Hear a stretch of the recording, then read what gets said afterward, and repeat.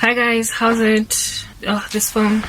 Anyway, so I have not been recording as many YouTube videos recently because I've been doing everything in my power to try and get out of this rut, out of this mess by embarking on other endeavors. Not only that, I have started 2 channels that don't have my face in them to test the narrative to see if maybe I'm not being targeted because, I don't know, facial recognition or whatever. But I'm not going anywhere on my YouTube, and I need to get out of this mess, essentially. Okay, it is the 16th of February 2023. Rapper aka in this country has since passed away. It is en route his funeral on the 18th, just so you can gauge the time that we find ourselves in. And it is very tragic what happened to him. I wrote a piece about it in my blog. If you're interested, go read it. But yeah, anyway, this is not about AKA. We are all very sad that happened. This is about the church and what's actually currently going on. I would not have done this video if it was not for there being interruption in the internet connection. Ever since last time I came to chat with you guys, which was sometime perhaps in Jan, or maybe beginning of Feb, I haven't been recording videos, especially considering my devices aren't working that well. But I've been doing a whole bunch of other things in the back end. But last time that we chatted, or that I came here to speak, there was still a power crisis in the country. There still remains a power crisis in the country, but in my particular life, we've since gotten solar panels, so electricity is not so much of a bother anymore for me, but it is still quite a sad affair for South Africa. However, I am using the benefit that I have with power to try and see if I can't get myself out of this. Guys, you know what? I really do not know what is going on. I have been asking God, who's right? You know, there are so many voices in the church, and not all of them are these flagrant heretics that are worthy of just being ignored ever so immediately. There are voices, and there are many, that are speaking on the side of revival and how it is that we're still going to be here for the next 100 years, or not even so much giving a deadline as to when we're going to get out of here, but just making it kind of obvious that they don't subscribe to it being the very end. They are prophesying things like, it's over. No, not it's over, sorry, but like, revival is coming, the Lord is going to shake South Africa, the Lord is going to shake the US, God is going to bring people to repentance, etc.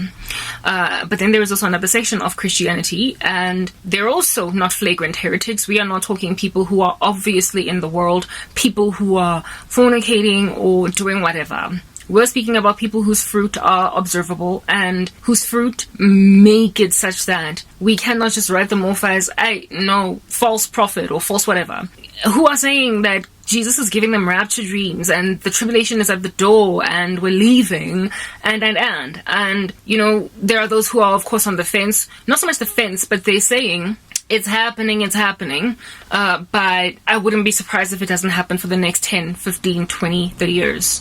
And I think I would like to say that I subscribe to that particular group. I personally, in terms of what I am observing around, it looks like it could happen tomorrow. In terms of what I am dreaming, it looks like it could happen tomorrow. But again, in terms of what I'm observing, it looks like it could happen in 100 years. And in terms of what I'm dreaming, it also looks like it could happen in 100 years.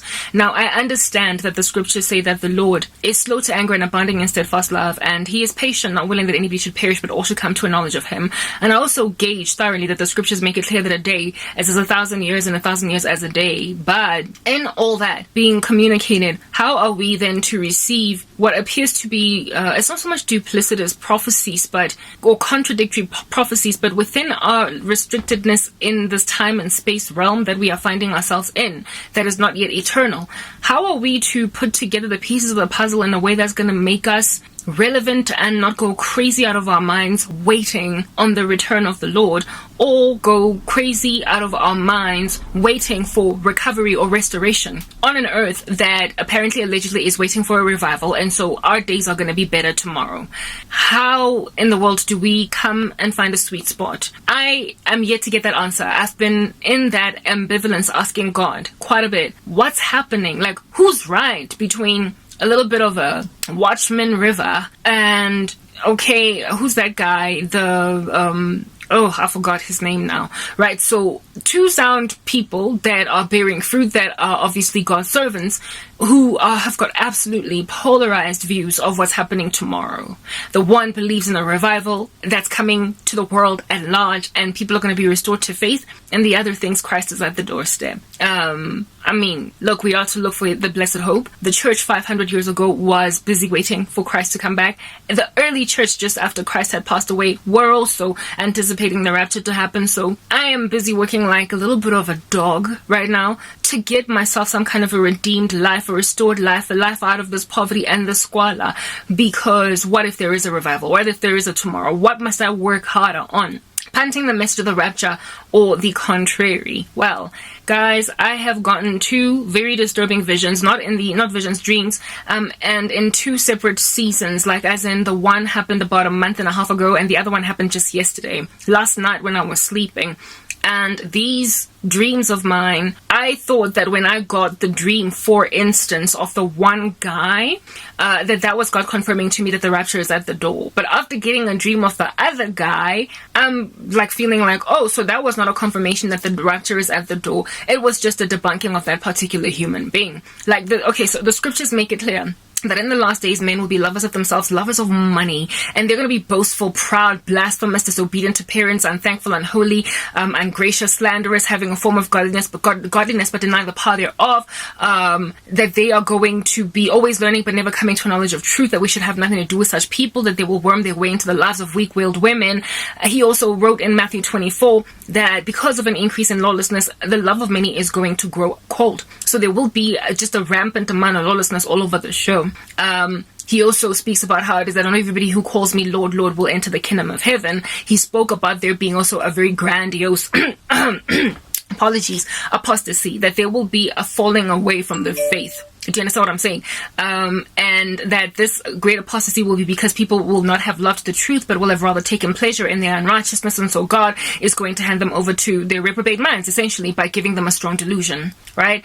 So we know that there are going to be people in the faith, in the church, who are going to just very simply flat out disappoint. We know, but you will know them by their fruit. And we tend to want to sort of kind of highlight or identify an individual that we are watching the videos of on YouTube, for instance, if they're a YouTuber. We want to highlight them as bearing fruit just simply because they sound so sound. They sound so they are veracious, they're doctrinally sound. What they are preaching are not necessarily doctrines of demons. The one guy I dreamt about actually is preaching a doctrine of demons, but it's not an essential, I believe, what it is that he is preaching. So for those reasons, I just continue to consume his content. What are the things that we disagree on are, it's one of those arguments where it's like, is it the rapture pre-trib, mid-trib, or post-trib type thing, right? So we disagree on something that is a non-essential. And so for those reasons, I didn't write more. If I continued to follow him, but he was exposed in so a terrible light that I could not, for the life of me, ignore what I saw in my dreams. Nonetheless, I still continue to follow him because I don't know, guys, I'm so torn, and it doesn't help that I'm so isolated as a Christian. I'm just watching all of this and I'm like, okay. Let me try and get my life back together. Likely the reason why that dude was written off, or at least what God is showing me about him, is because, already he's got that doctrine that I believe is kind of demonic, so whatever. Let's just move on. Some people might argue that it's not demonic, it's just misled, miscalculated. He's not necessarily a thorough enough scholar of the scriptures. But others might be like, no, it's just entirely demonic for a person to believe that. The people of the last days are lovers of pleasure. It is written of in 2 Timothy 3, right? They are lovers of pleasure rather than lovers of God, and they have a form of godliness that denies the power thereof. And one of the things that God makes clear in these scriptures is that we must not love the world. Do you understand? And everything that is in this world, because this world is passing away. Those scriptures are just all up in everybody's faces with a flying cake. Like there is no disputing what God has to say about the adoration of this planet. We must not attach ourselves to it. On that day, we are like the foolish rich man who stores up for himself in his barns in his barn like riches, and tomorrow he will pass away and all of his stuff will go to some other person. So to debunk altogether the fact that Christ is first and foremost returning for a 1,000-year millennial reign here on earth, and also to completely disregard the rapture altogether when it's listed all across these scriptures, is problematic for me for those reasons, because these people who believe that the kingdom of heaven is already yes, the kingdom of heaven is at hand and it is here already, but only in the church that dwells on the earth. But we do know that this earth does have a finality. It will end as with fire. It will be burnt. The scriptures are clear how it is that this concern is going to end. And for somebody to just disregard that altogether is, for me, flat out irresponsible. But, some people, you just kind of write them off as they need to learn a little bit more, and in due season they will find out what's going on. But there are people that have been getting exposed by the Lord as not even believers, guys, that are very richly difficult to not trust as such, because we have this propensity within us as believers to imagine that just because somebody appears to be sound on YouTube, or whatever it is, that might be a book that they've written, just because they are sound therein, that they're believers. But I guess there will be a segment of Christianity in the last days that will be handed over to their reprobate minds, because faith without works is dead. To be doctrinally sound, 1 Corinthians 13, to basically have prophecies from heaven but have not love. On that day you have nothing. You are like a loud gong and a clanging cymbal. When you are doctrinally sound and you can prophesy and have a word of knowledge from here to Timbuktu, really, like the Bible is your, this miraculously, just absolutely well articulated thing by you. However, you don't actually in your private life bear fruit.